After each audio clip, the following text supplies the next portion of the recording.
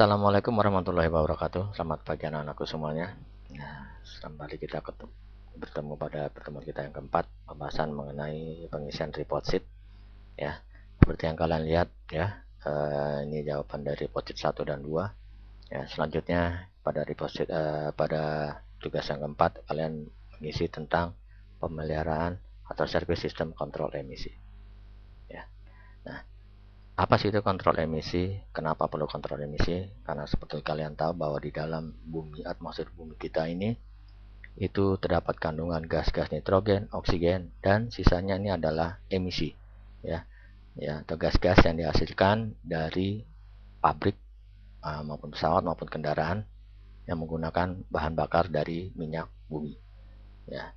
Jadi dia akan menghasilkan zat-zat pembakaran yang berbahaya yang dapat merusak lapisan ozon. Ya. Selain dia dapat merusak lapisan ozon, zat-zat berbahaya ini juga membahayakan bagi tubuh kita, terutama adalah CO2 yang akan menyebabkan kematian bagi kita. Ya, jadi ini zat yang paling berbahaya adalah CO2. Ya. Zat-zat ini dihasilkan dari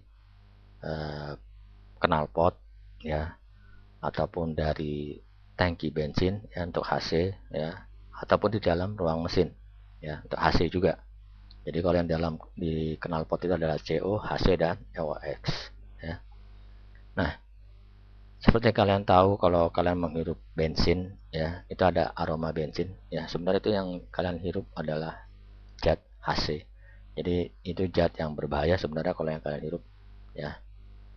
Jadi sekali lagi jangan coba-coba kalian untuk menghirup aroma bensin ya, karena ini sangat berbahaya ya. Dan yang kedua tadi HC yang dihasilkan di dalam ruang mesin ya, pembakaran. Jadi yang tidak terbakar ini berbahaya ya. Makanya kalau untuk di dalam bensin itu dimasukkan kembali ke dalam ruang bakar ya.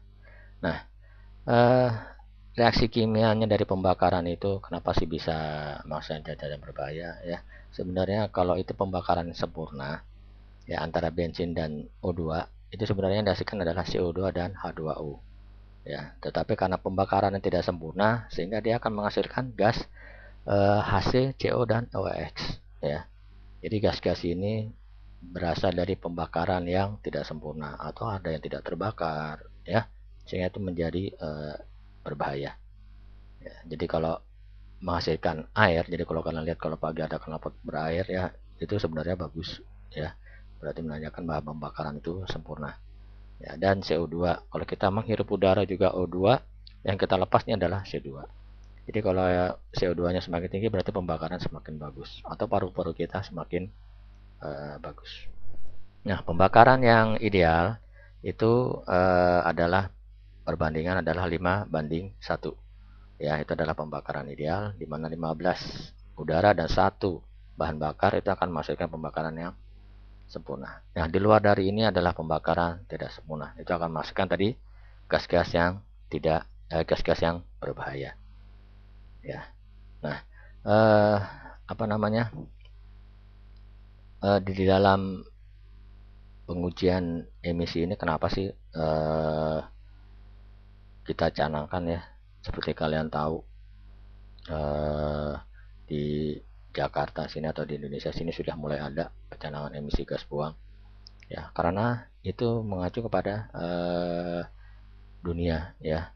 Dari awal sudah dari tahun 43 ya, itu sudah mulai pertama kali dicanangkan emisi, karena itu sudah mulai merusak ozon ya. Jadi dari tahun ke tahun ini sudah mulai direvisi sehingga muncullah peraturan yang ada di Indonesia sehingga kita harus menguji gas buang. Tadi yang seperti saya katakan bahwa pengujian emisi ini kalau tidak lolos berarti ada yang tidak baik di dalam kendaraan ya. Di dalam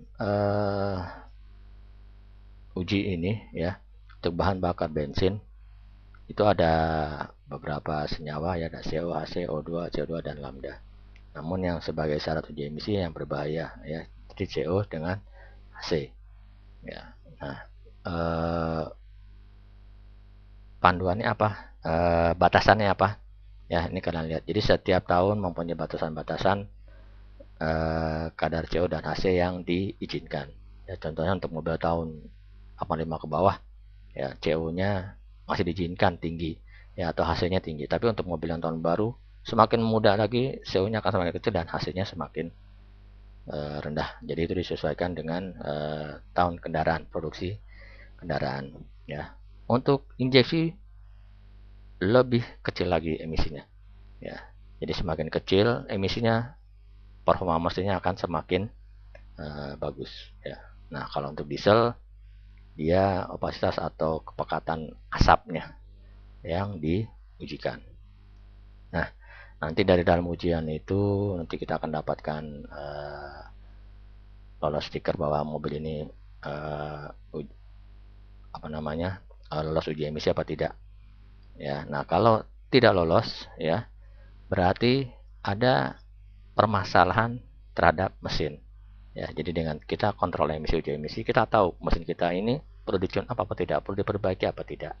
Ya, jadi itu fungsinya uji emisi, ya atau kontrol emisi. Mungkin pengaruhnya dari apa? Mungkin apa dari bensinnya yang tidak standar, apa mungkin dari saringan udara, apa kondisi busi, kabel busi, ya suhu kerja mesin, ya dan lain-lainnya seperti yang tadi sebelumnya kalian buat ya di dalam sini. Ini adalah pekerjaan-pekerjaan yang menyebabkan uji emisinya tidak lolos, ya atau standar ambangnya tidak terpenuhi. Ya, nah ini adalah standar ambangnya yang tidak terpenuhi. Makanya tugas ini adalah kalian silakan tulis ya batas ambangnya CO dan HC untuk mobil Kijang 5K tahun 96. Jadi setiap tahun mempunyai batas ambang yang berbeda-beda. Ya, jadi semakin muda batas ambangnya akan semakin kecil. Ya, semakin tua akan semakin besar. Atau dia menggunakan karburator atau menggunakan EV. Ya, nanti bahas selanjutnya kita membahas yang tune up tentang EV. Ya, baik anak-anak. Ya, di dalam tugas ini saya melampirkan beberapa